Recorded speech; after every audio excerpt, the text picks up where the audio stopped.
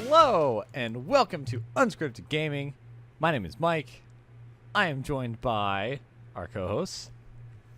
This is Josh. And this is Ray. What up, yo? We're back. We're here to drop some hot takes about the literal deluge of news we've had lately before Electronic Mike, 3. I don't know what you're talking about. E3 is on the horizon. There has been almost no news. Nothing has happened in the gaming world at all. About. No leaks. No my crazy news, weird streams. My news receptors are dry. There has been no news. They are withering and seek the nourishment of gaming news. Before we get That got real disgusting real fast. Wait, before we get into it and start having fun, can we just get the somber news out of the way really fast? Yes, we can. Total Biscuit, Mr. Bain, passed away a couple of days ago. As of recording of this, it was unfortunately 7 days ago, about a week ago. He lost his almost 5-year-long battle with cancer. He actually thought he had it beat. Then they found out that it had moved into his spine and liver and pronounced him terminal with just months to live. And, you know, sometimes doctors are right. And he kind of acknowledged that. And he was still doing his show for as long as he could, but he had a meeting like a month ago with his friends and family and acknowledged, like, I could feel it coming. I don't think I'm long for this world. So he said his goodbyes a while ago, and he lost that battle not too long ago, about a week ago.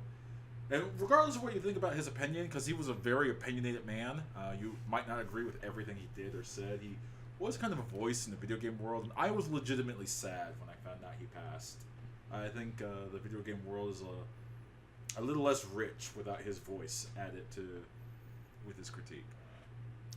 Yeah, I was never particularly one to listen to him. I really have never been one to listen to too many of the kind of YouTube stars that have come up in the last few years. It's just not a format that I've ever really gotten into. But it was hard to be in the games, you know, the realm of video games without knowing who he was and hearing stories about him and things related to him. And, you know, coming across his opinions or cross-pollinating with stuff that he was involved in. So while I never really listened to a lot of what he put out regularly, you know, I was still aware of things around him and things that he was doing. So, you know, it was definitely one of those moments where you're just like, man, that really sucks. As a gaming community, we, you know, even those of us who weren't fans can just go, man, that's just sucks. Yeah, and I think definitely going off of that, like, it's, you know, there are, by all accounts, you know, I've only seen, you know, the kindest thoughts and words, and from what I had read and seen from him, he was very, like, he was not very much like anti-hot take, and was always really measured and thoughtful and you know, well respected, and by all accounts a very decent and good human being. So certainly his voice and presence will be missed in the larger gaming community, and I certainly say rest in peace, my man. Yeah. All right, now we can move on to some of the dumbassery that has been, or some of the good things. Do we want to real briefly talk about some things we've been playing before we hit news deluge? Sure. You go first, Mike.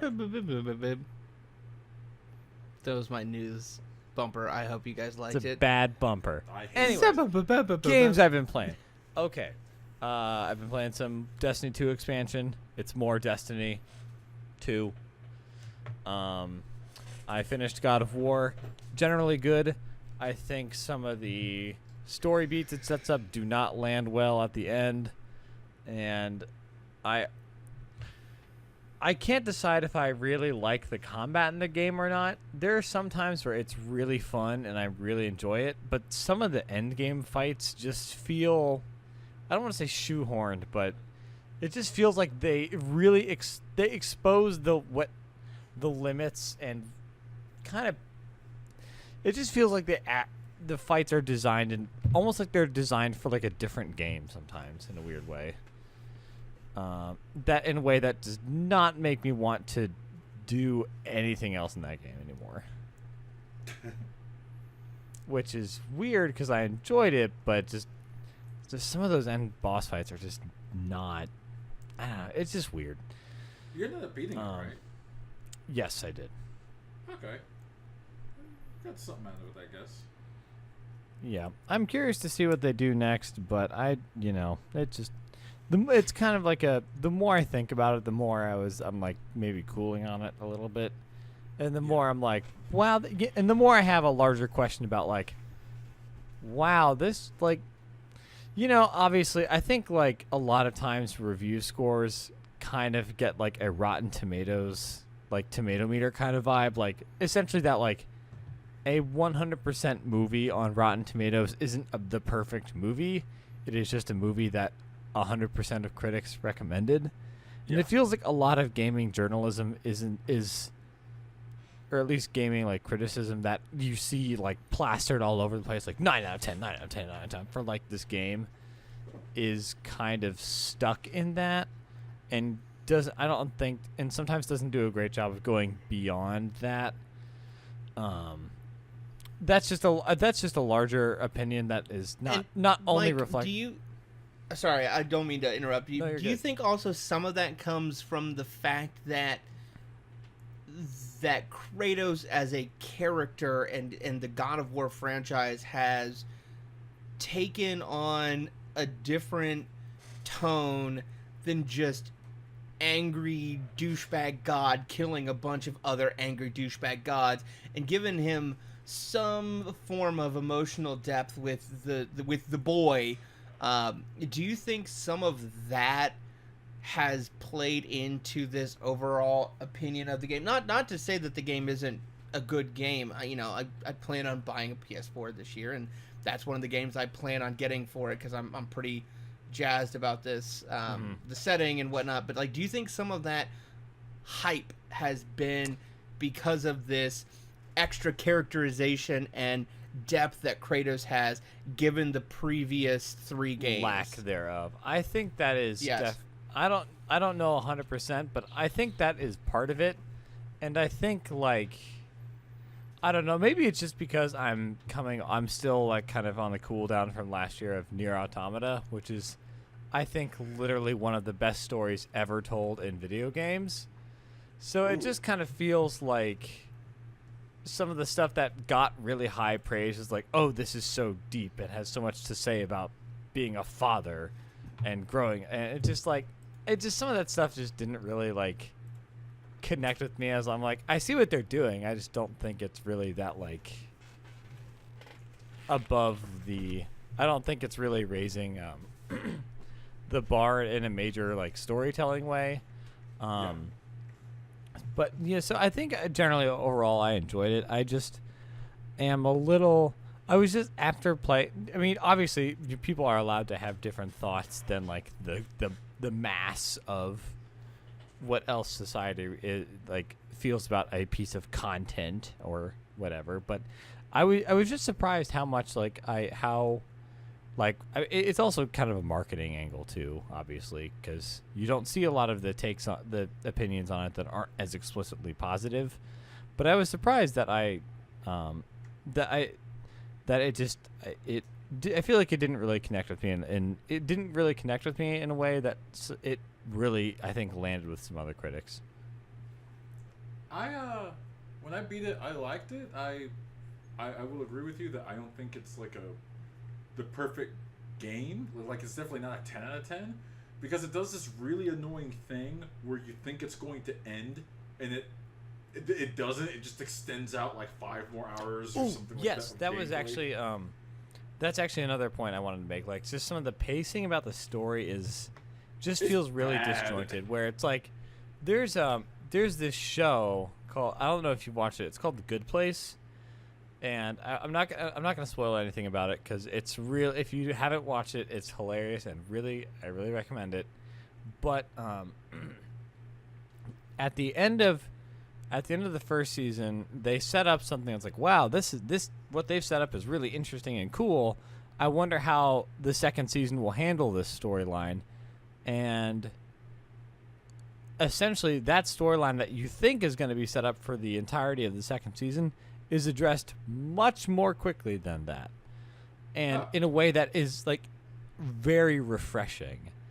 And it just feels like the exact it keeps it light and interesting and like keeps you guessing because you're like you have like narrative expectations for how TV shows works, and it works completely around that. And God of War felt like the opposite, where you see the exact story beats that are gonna happen and are telegraphed pretty easily and are not rocket science to figure out, based on just how narrative works, and it just takes forever to get there. And it's not enticing when it finally gets there either. Yeah, exactly, because it just kind see of it coming. You're like, okay. Exactly, because you spend half the game getting there, and then by the time you get there, like any sort of like, it really kind of like takes out the punch from some of those moments that are probably supposed to feel a lot more, or probably land pretty well but it just felt like the pacing was never quite. Angry Joe calls it like your princess is in another castle syndrome, where you keep thinking you've reached the end, you're like, nope, troll, you've got a lot more game to go. Keep going. Yeah, which is just exhausting and not good storytelling. And was thank you for bringing that up, because that was another kind of big thing. It's my biggest complaint about the game. Like, yeah, I agree. I feel like that game, it took me like maybe 40 plus hours to beat it. I feel like it should have taken 30 or 25. Yeah, it really does feel like they could have cut it down a little bit and make it a little bit more of a lean and mean kind of thing. But then it just comes to like the weird AAA. This $60 equals must have at least 35 hours content, and I mean, there's a ton of side quests. Which is like, I'd rather have 20 hours of really great story that is lean and well told and quick and feels good than 35 hours that feel dragged out in weird ways. But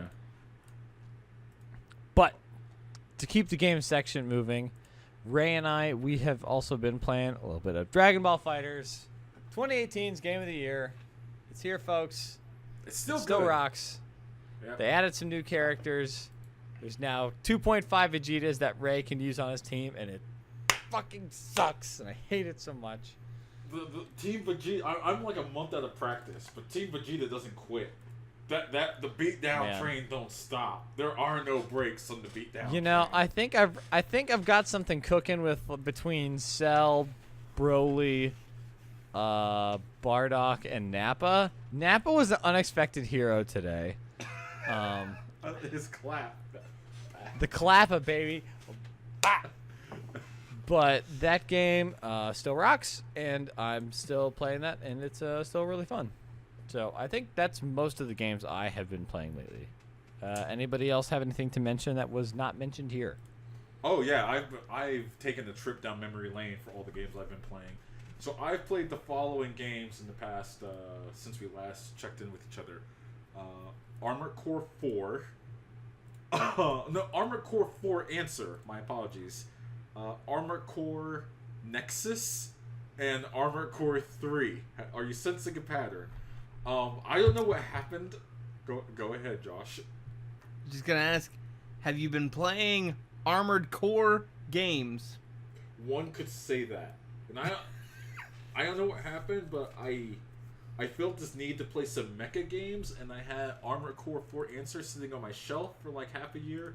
So I finally decided, all right, let me pop this in and play it. And Armored Core 4 Answer almost killed the entire franchise for me, because all of the mechs move, and this is in the manual. All of the mechs are now capable of moving at like Mach 1.5, even the large tank mechs, and you think that sounds cool and awesome, like, oh man, it must be fun to zip around the battlefield and the quick boosts all over the place. And no, that's not fun to fight other mechs like that. Like, it's fun when you do that, but when you're fighting an enemy that does that just as you can and better, that actually is extremely frustrating. So I went to the old mom and pop game shop here in Texas, and I bought Armored Core Nexus, and that has the worst ending in the entire franchise because it just fades to a black screen, and I felt like I wasted my time. So I went back to my youth and said, what got me really good into Armored Core? And I bought Armored Core 3 for the PS2, and peak mecha game. That is oh boy. That is the pinnacle of mecha combat. Armored Core 3 for the PlayStation 2, released in 2002. That's where the series pretty much stops being good, even though the controls are wonky. So that's what I've been playing. Oh, and just to complete my trip down memory lane, tomorrow in the mail, I'm getting Ace Combat 0, The Belkin War. Yeah, I see Josh shaking his head. Yeah! Oh my god, they should make a new Ace Combat game! Oh, there's a new Ace Combat game getting announced. Got announced last year, and it's going to be at E3 this year. Check this out. I know you like F-15 Strike Eagles. How do you feel about F-15 Strike Eagles with laser cannons attached to the fuselage? I'm fucking into that. Like, a lot. I thought Ace Combat was dead as a series when they released Assault Horizon, and to me, that's when the series died. Mike, I know you didn't play Ace Combat Assault Horizon. Imagine this. What if you were a Japanese developer and you weren't making enough money and you wanted some of that sweet, sweet Western money? So, you wanted to make that Call of Duty money, right? Go on. What if you put Call of Duty's healing and hide behind the thing to repair yourself in a flight combat game? This sounds very good. I'm not kidding. The planes heal over time, like, as opposed to like the strawberry jam that comes in over your screen. It's the blackened oil from the jet, and it fades over time, thus healing your plane the less time you take damage. Yeah, no, I'm into this. Plane tech. Tell me more about this bioplane tech. I'm sure somebody just sat there in a boardroom meeting and said that, and then just held up their hand and said, "Check, please." And everybody looked at him like, "What the fuck?" Well, you see, I remember because But then I there's think I Mr. played a little bit President of in this the game, middle. because that's the one where if you shoot down like 3 other planes, your plane gets to be the chopper gunner, right? And then you fly your plane into the helicopter, and then you chopper gun the other planes. It's a very, very massive helicopter. It's about a quarter of the size of the moon, so it's very impressive. Okay, but what happens when somebody gets 25 in a row and gets the nuke? Does the plane just launch a nuke from its payload? It just a nuke appears underneath its wing. Nope. I got it. What happens is it turns into a mech. Okay. And as we know, most mechs are nuclear powered, and then it hits the self-destruct button, and then I know you're joking kills around, but I'm back in. I'm just right in the mood. That drew me back. Man, you know this. I've just been really on fire with ideas. This means we have to segue into the Fallout story soon. Can we do that, please? Well, Josh has to say what he's been playing, then we go in straight into that. almost nothing. So let's segue into Fallout. It's been a boring couple of weeks for me. So Okay. yeah, let's talk about Fallout. Yeah. Okay, so to set the groundwork here for this story, so basically, by people I mean Bethesda, the company that makes Fallout. What are you saying, Mike? Put up some wise guys put up a stream previewing some game they was makings. That was some sort of Fallout teaser, and there was rampant speculation. It's like, oh, it's a Fallout 3 remaster. Oh, it's another Fallout thing. My Fallout theory was that it was going to be Fallout's entry into the Battle Royale genre, meaning that from a very large plane, 100 vaults would be dropped. But inside each of those vaults, there is a classic, like, Quake-style, like, 12-man deathmatch. And so you play like the Quake style, like super fast inside vault deathmatch, and then you win. You get to program the coordinates if you have enough time of where your vault's going to land, and then you take a lot of injury on land when you land. So like you don't have your Quake super speed anymore. Then you just have regular like battle royale speed, and then that's Fallout 76. That's what it's going to be. It's a very large plane that drops these entire like underground facilities at once, but it just stick with me, folks. It'll be check, please. Props to Bethesda for effectively trolling the internet for 8 hours by showing a stream that meant nothing. They didn't announce anything they literally on Twitch just had a camera watching a TV screen with the please stand by, like, you know, Fallout splash page. Yeah. And a bobblehead that occasionally changed positions throughout. And they had the stream running for like a full day. Yeah. You know what they should have done? 100,000 people watched this stream. 160,000 at its peak. They should have done the thing that like Adult Swim did that one time when they talked about like, hey, bring Metalocalypse back. And then people were like, yay, Metalocalypse is coming back. And then they're like, fax your support to bring Metalocalypse back. And they're like, yay, okay. And then Adult Swim just uploaded a video of people's faxes for bringing back Metalocalypse just going right into the trash. And they should have done that for Fallout, but instead of asking for Metalocalypse, it should have been asking for a new Obsidian Fallout game. Did they really do that? It's like, hey, ask the should the makers of Fallout New Vegas make a new Fallout game? Yeah. Okay, well, fax your support here. Yeah, okay. Just trash. I can't believe they faxed their support. That's what they should have done. So they did actually release a teaser trailer, and that has to be the most, you know what, good on Bethesda for like that they're still making a Fallout game, Fallout 76, but in that teaser, is it just me, or were they just using the assets from Fallout 4?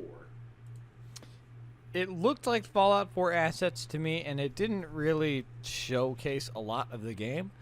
I will say that Jason Schreier of Kotaku, who is a pretty reliable reporter, has some notes that Fallout 76 seems to be some kind of cooperative multiplayer survival game? ? Does it sound entertaining to people? Not like I was honestly thinking this would be like a Fallout MMO, kind of like the Elder Scrolls Online, which I think has been doing pretty well as far as MMOs do well these days. In that it's not canceled and still has. Oh, that's and your it's barometer. Also, in that it's still it's not called WoW. Your barometer it has multiple is expansions, and it still exists. So that means you're doing okay as an MMO. These wow. Days. So that's kind of what I was thinking it would be, but it sounds like it is closer to a. I'm gonna say the name of games I have never played and have no desire to play here. It seems like what I'm seeing. It sounds like it's more like a Rust and or Ark kind of survival game. So I don't think it's going to be the mainline Fallout that people may have been expecting. It sounds like it'll be a little bit of a different kind of vibe. Yeah. Gameplay wise. I mean, I'm sure this E3 will find out what'll happen. We got predictions that we're going to save for that for the end. Speaking of like things that you didn't expect, let's talk about the game that I did play a couple times last week, but I'm now actively not playing until they figure out what's going on in their company. PubG. Can we talk about PubG for just a little bit here? I would love to talk about PubG. Has PlayerUnknown lost his GD mind? In case you guys don't know, yeah, Bluehole, the Bluehole section of the company, the PubG That's company. a bad company name. The Bluehole? It's a bad name. Bluehole? Bluehole's alright. Bluehole. I mean, I've heard worse names. It's not the best. It's not the worst. but it's pretty bad. All right. Sorry, I'm distracted. Continue. Go ahead. The PUBG company filed a formal lawsuit with Epic Games in Korea to sue them in the Korean court of law for South Korea. South Korea. You're right. There are two different countries. You are correct. Big difference. Huge difference. Miles difference. Literally miles. To file against them for copyright infringement on their game mechanics for Fortnite. And I have to say, to me, this is the equivalent of Nintendo suing Sega because Mario and Sonic are both platformers. Yes, they are both character mascot platforming games, but they are not the same game. Like, PUBG and Fortnite are both Battle Royale games. So many differences, it's not even worth, like, getting into it. No one confuses PUBG with Fortnite. And my thing with this is, not only have there been plenty of games and incidences that have set precedent for this kind of thing, but also, if you really want to go and get super fucking technical, which, as a lawyer... Stop. What? You can't... Disclosure, Josh is not a lawyer. I'm not a lawyer. But I'm Were legal I a adjacent, so I'm lawyer? basically... I will represent you. Anyway. Are you pro like, bono? We are a pro bono podcast. We are pro bono. We are not anti bono. We are pro bono. Don't pro say. Use me.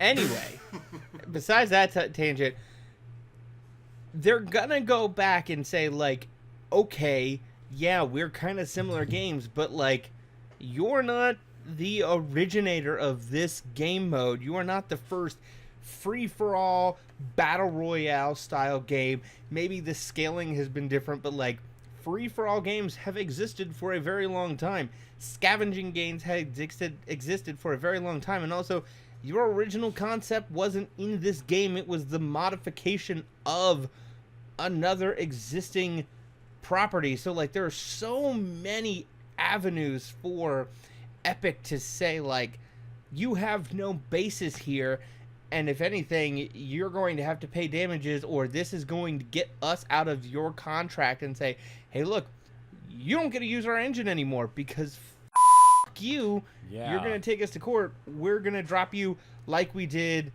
somebody else, I think, that actually happened with Epic not too long ago. Too Human, I think. Too Human, yes. Where they they went and physically had to destroy existing copies on shelves because they said you can no longer use our engine.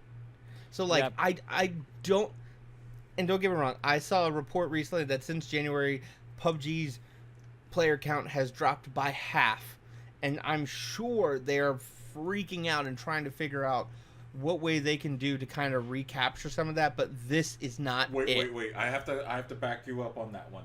Yes, their player count dropped by half, but they are still the number 2 most played game in the world, and their numbers just 3 days ago, because I checked them on Steam, 1.3 million concurrent people playing the game at peak 3 days ago. That's a lot of people, damn. Yes, they're not Fortnite numbers, but I'd be okay being number 2.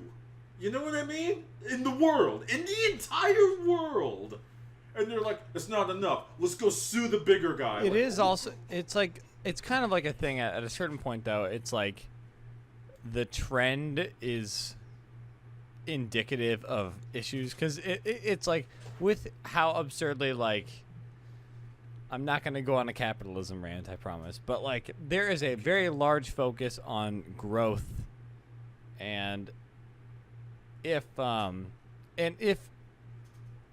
is past, like, its initial explosive growth phase, they are in kind of the retention phase and losing. Even no matter where you, even like the raw number of people is still a lot.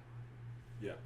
But like Josh said, that losing that percentage is not a good figure retention wise. So I mean, there's obviously lots of different ways to look at it, because they're probably still doing okay, but there is certainly a trend that is not positive for them, and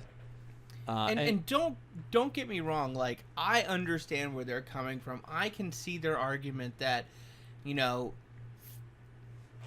Epic had Fortnite, and Fortnite has been in development for a very long time, and they, you know, just came out in early access with their core game, and they feel that their partner saw the success of their game and said, well, this game we made, let's just throw this, but, you know, game mode in there, and then, you know, that blew up overnight. And just I can see where they would feel that they got exploited by a business partner. I'm not gonna sit here and say I don't understand at least a little bit why they're gonna be upset and try to do something to protect themselves.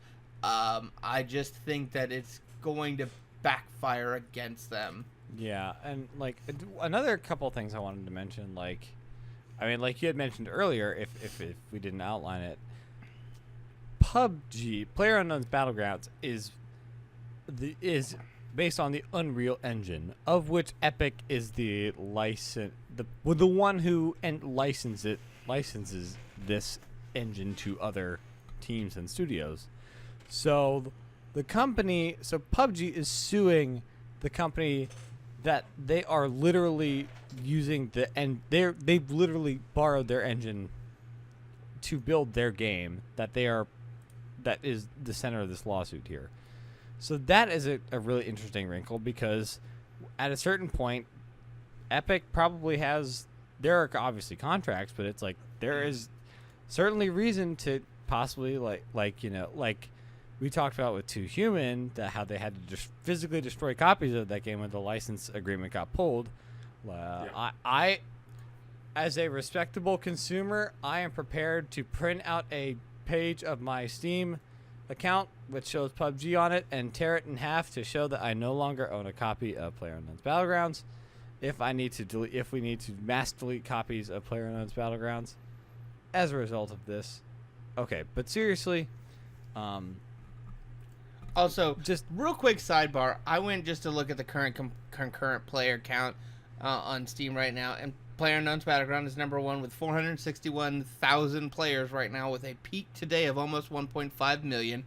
But can we talk about how Payday 2 is still the number 9 game played on Steam with 25,000 I swear you look for reasons players to bring up Payday 2. So many people have such garbage taste. The pig's enjoying their slop. That's what that is. It means 25,000 people playing Payday 2 right now. How many? That's more than Ark. 5,000?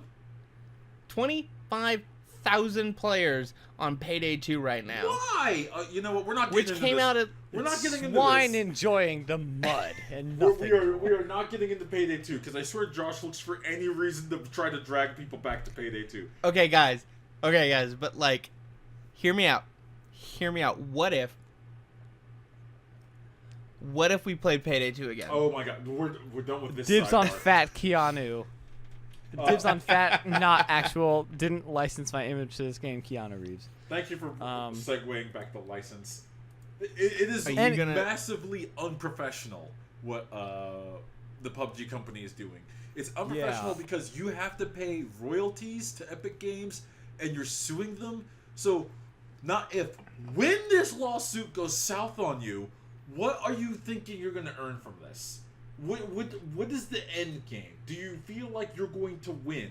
And do you feel like Epic Games is going to look at your contract and renew it? Let's pretend you win. You think they're going to renew you? You think that's your engine to do with what you want?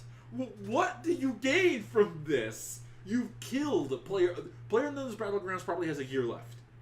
Get your games in now. I'm calling it right now. Then it's going to die.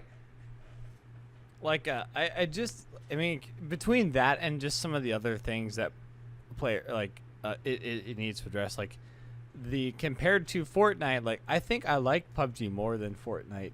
I do. But I was very impressed by the optimization of Fortnite. Yeah, that's another thing. That is something that PUBG still has not really gotten. I feel like has still not quite nailed. And just to wrap up, like, it all comes down to the fact that you can't copyright a genre or mode. Like, the makers of the, I don't know, like the first Western movie didn't sue Clint Eastwood when he did A Fistful of Dollars. Like, Actually, the first rap song didn't, like, all those cases. Any case like that has come down to, like, no, you can't own a genre of music. You can't own a gameplay mode. Like, you can't. It's like trying to sue someone for, like, it's like trying to copyright, like, the game of basketball is what it's trying to do. And also, just as another side note to wrap up, and then I'm good on this, is like, does it, like, they say, like, oh, well, they, like, PUBG or like Fortnite stole our idea and we're suing them, but didn't PUBG also pull a lot of, like, cosmetic stuff from the Battle Royale film? And didn't they? I don't think there was. I don't think there was any sort of public agreement on that. I mean, No. Did we see? Was there any reported agreement on that? Because that, I mean, it's just funny to, like, play this card on one hand, but on the other, very carefully skirt the lines around this movie, but make it a paid part of your game that is clearly inspired. We'll have DLC about this movie in the game. Exactly. It's funny you brought up the movie Fistful of Dollars, because that movie actually did get sued because it's almost a scene-for-scene remake of Akira Kurosawa's Yojimbo. Shit. I looked it up real quick just to make sure, and that movie. You can put the Curb Your Enthusiasm music here. Just Okay, I know we have a lot to talk about, but I almost could do a whole nother podcast on, like, the Steam concurrent player counts right now, because I just, like, was like, hey, let's look at the top 100 games right now. Yu-Gi-Oh! Duel Links has almost 9,000 people playing it right now. What are they doing to get these numbers? I don't know how. Also, we were having a conversation, and this will come up in a little bit, but there's a certain game that Ray was dragging earlier that has 15,000 players currently on Steam right now. So apparently people count. What was this? Paladins. What? 15,000? 15,000 players right now on Steam right now. Worldwide? It would have to be worldwide. Yeah. Huh. So, How about man, that? you know what? Sometimes just go to the store.steampower.com/stats and, like, look at some of the games and just go, huh. Shows what I know about Paladins. They're healthy. Those are some healthy numbers. Yeah. Fallout New Vegas has, like, 5,000 people playing it right now. I need to play some Fallout New Vegas. Anyways, Sorry for that side note. I was just like, there's some new Pokemon coming out soon, guys. what is that Pokemon? Oh, really? So, I think yesterday, Nintendo tweeted out a video. Basically, what it seems like is a Pokemon Go stylized remake or retelling of the yellow version of Pokemon from the Game Boy. A remix, if you will. Yes. So, there are two versions. One's called Let's Go Pikachu and one's called Let's Go Eevee, where you seems to get a little Pikachu or Eevee pal to walk around with you. But it seems to be, from the brief 3 or 4 minute trailer that they posted, kind of going through a lot of the areas that you do in the Kanto region, in Pokemon Yellow. It's a lot more robust seeming than Pokemon Go. You are battling the Pokemon, you are battling trainers, you are still using the Pokemon Go swipe style catching mechanism, so you play with one Joy-Con and you actually, like, chuck the Pokeball at the Pokemon to catch them like you do similar in Pokemon Go.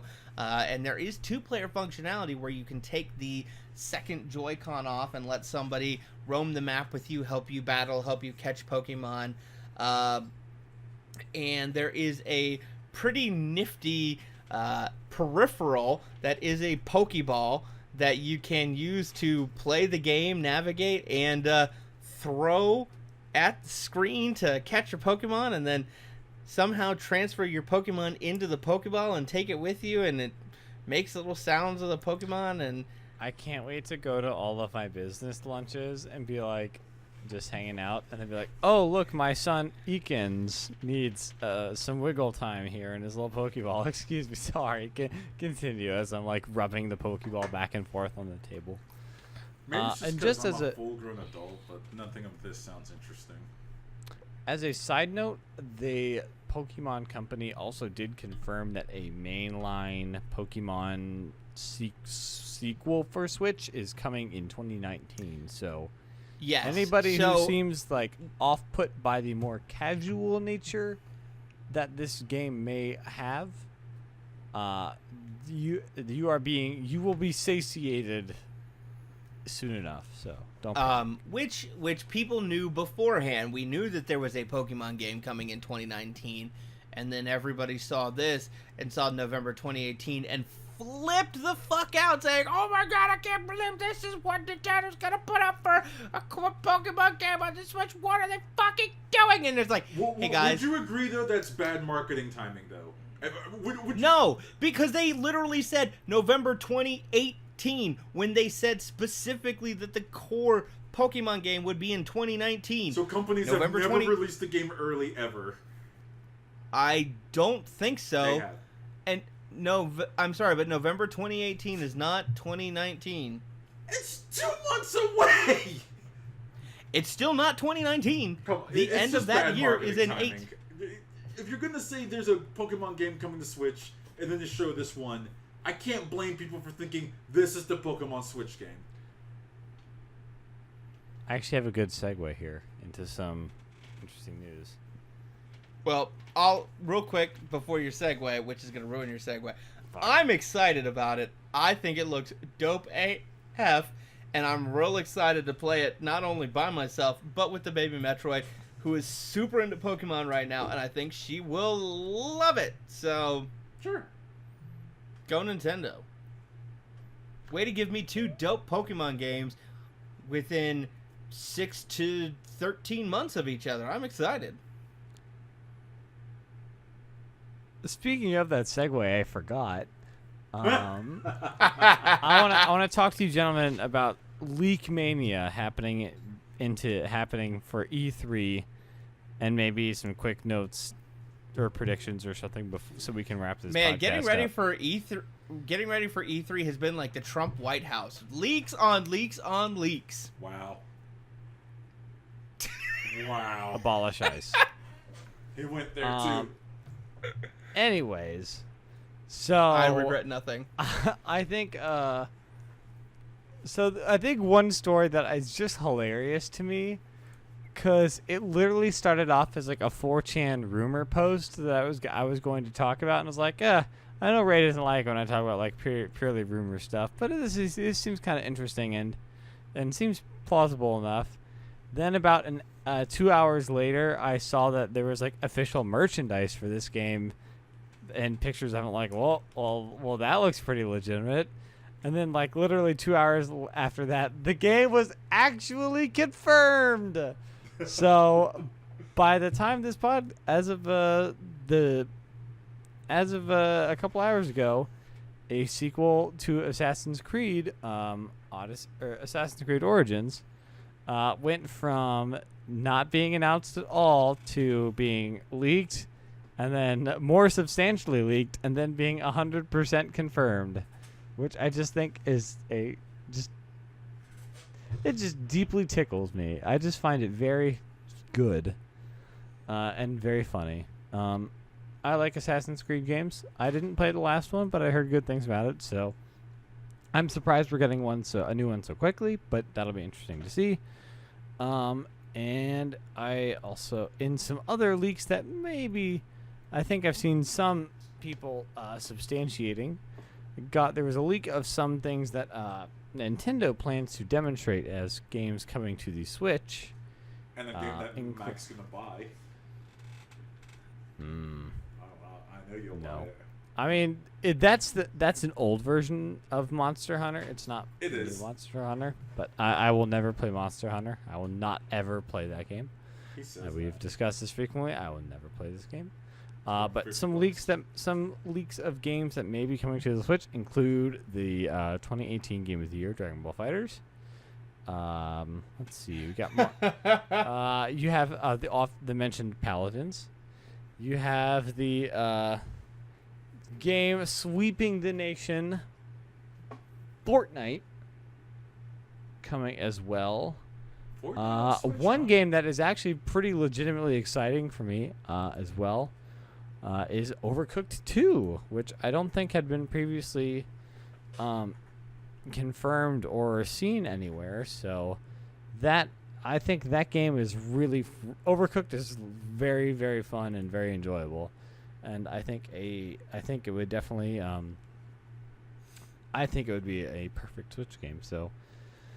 I think definitely. I mean, because if you can get Fortnite running on like phones, I felt like Switch was never too far behind, even considering the weirdness of its online systems, which will be interesting to figure out. But it's just so massive. It kind of felt it. That's kind of the believable thing about this leak to me is that it just, at a certain point, that just makes sense, business wise. So, some interesting tidbits there.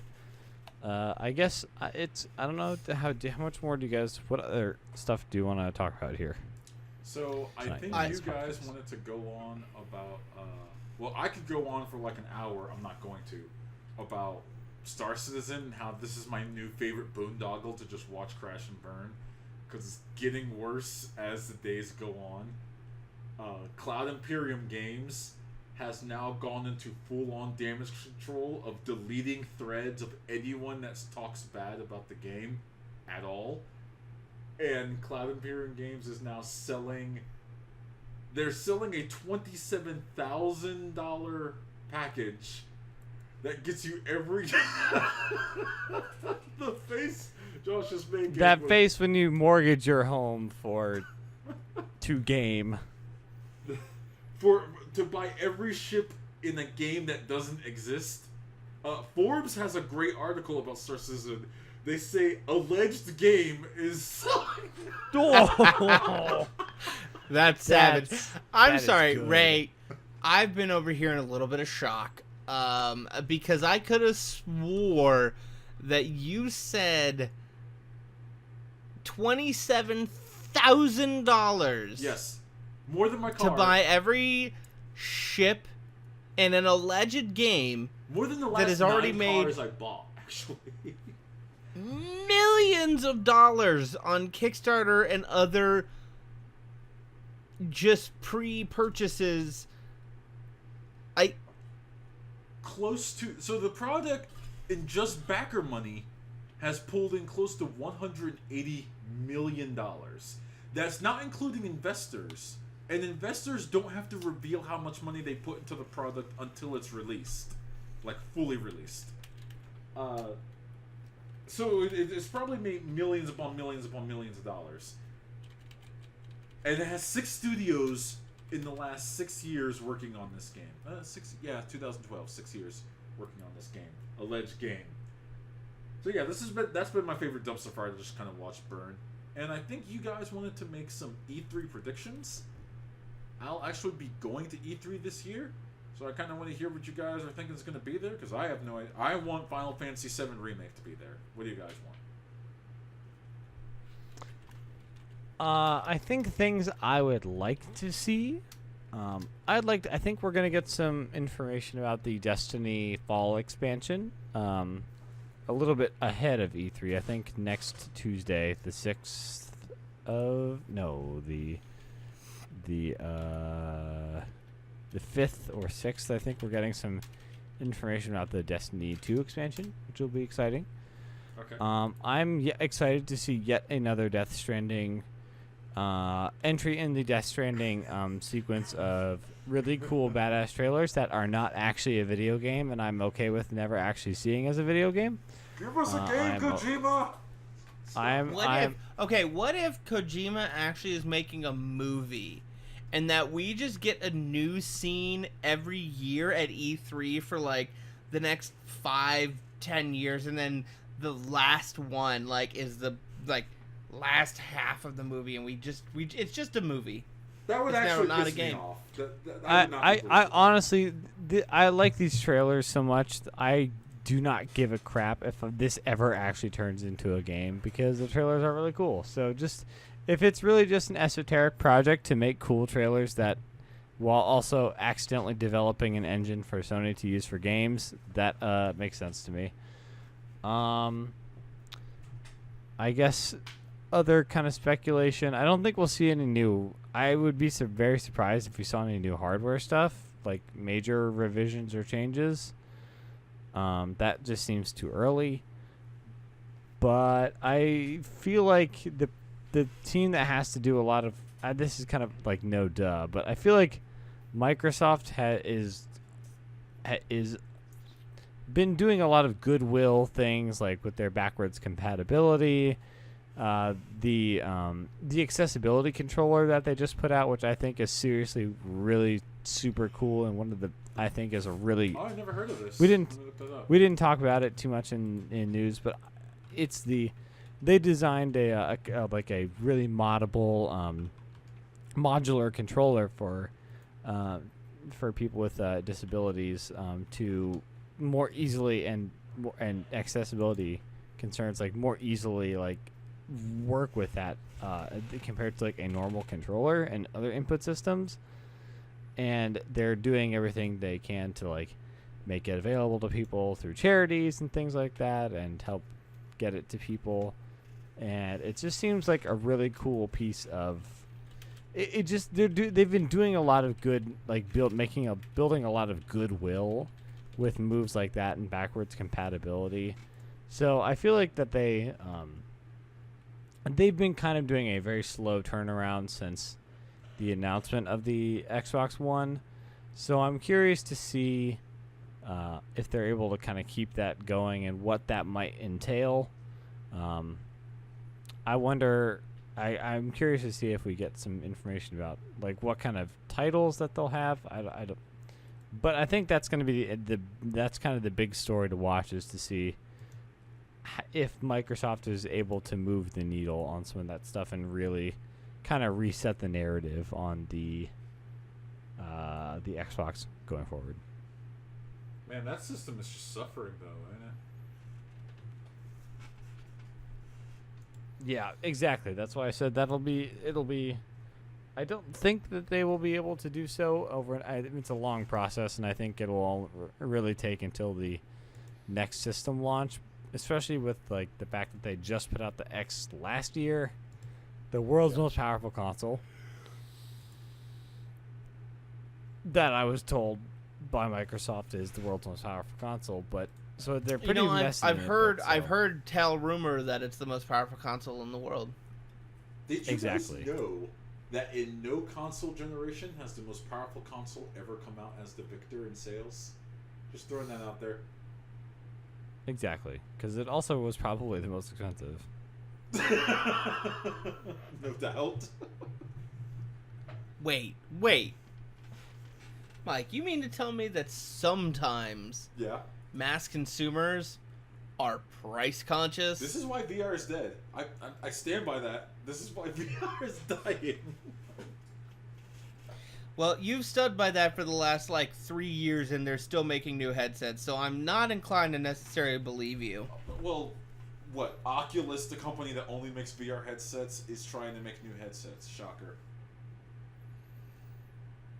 Yeah, but if it was dead, they wouldn't make headsets. They would just be like, well, Facebook has stopped channeling money into us. We're packing it up and going home. I think you just gave up why they're still alive, my man. You just kind of gave that away. The two largest headset manufacturers just happens to be one, piggy-banked by the largest social media company in the world, and two, the other one is piggy-banked by the largest video game platform in the world. I think they just have money to burn on just the tech. But those guys did not get to be where they are by just fucking throwing money away. they make investments and bets on things that they have a pretty good assumption or idea that are going to turn around and make them money in the long run. Like, those guys don't get where they are by just saying, like, here, have like $1 billion and just play with it. I mean, I'm not gonna defend every decision Valve has ever made, honestly. I mean, there's a school shooter game on Valve right now. Well, I think it got pulled. Did it finally get pulled? Enough people get sometimes human curation can be a good thing. Sometimes. All right, I think that's about it. Yeah, unless Josh I like how our E3. usual I like how our segment. E3 prediction podcast was basically nothing about E3 predictions. Oh, because it's all predictable anymore. You know it's coming. Well, that and I think that after the last like 3 E3s all being real fucking good, I keep doing that. I apologize. I actually don't. I like to cuss. It's fun. That this one, and especially So with many as much beats. as much as has leaked out, we know that there's not really any new hardware coming out. We know a lot of the games that should have been kind of big surprises that are probably going to be there. We know there's a lot of kind of sequels and follow-ups to games that are already out. I don't think there's as much excitement around this E3 because I think it's a bit of a known quantity. And we kind of know that this is going to be a down year until maybe next year is the last year of the consoles before we start to hear announcements of new hardware. So I think, it's hard to do a real good E3 prediction podcast when you're A, know most of the stuff, and B, not that excited. I think Mike shared a list like a week ago with us where it was like a Walmart leaked list of games coming post E3, and there were like 7 of the games were like sequel number 4 or sequel number 5, and I said, Jesus, that's such a depressing looking list when you really think about it.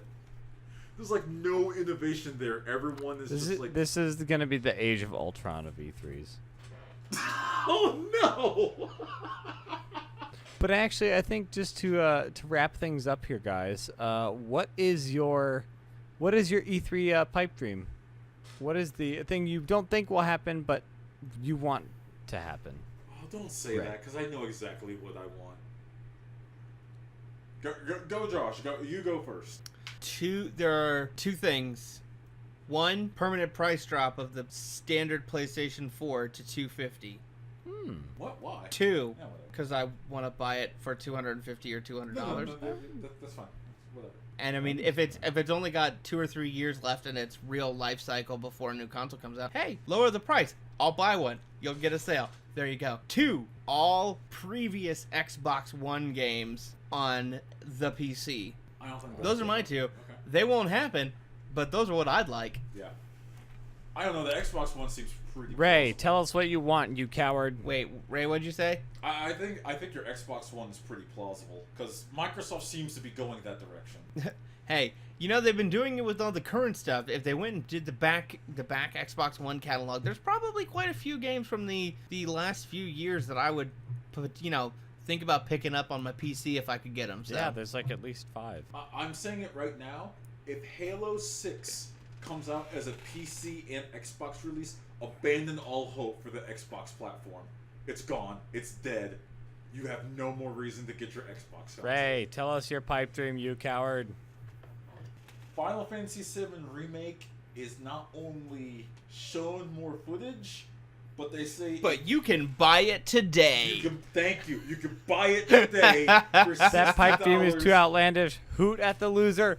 Hoot, hoot, hoot, hoot, hoot, hoot. I'm just kidding. That's a very good pipe dream. We support all pipe dreams here.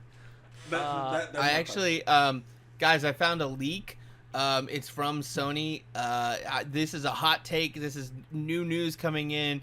They've updated Final the Fantasy VII is not coming out until 2031. Hoot, hoot, hoot. I'm not going to respond to you. I'm not dignifying what you just said with a response. But I could see you're seething. Because you might be right. Remember how long we had to wait for Final Fantasy 15? That was 8 years. Mike, Go ahead, Mike. My pipe dream is obviously my continuous pipe dream will always be an F-Zero sequel. That's a good But my specific pipe dream for this one is going to be some sort of remaster package of Super Mario Galaxy 1 and 2 for the Switch. I think that's reasonable. I don't think it'll happen, but it would. I would be really happy if it did, and it would be really awesome if it happened. I don't think it'll happen, but man, I want that to happen really badly. So how? I'll cry if they actually just they're like, we heard you guys want old Mario games. Super Mario Sunshine on the Switch. Just like, Oh, God, we're so going back to Delfino damn Plaza. it. No.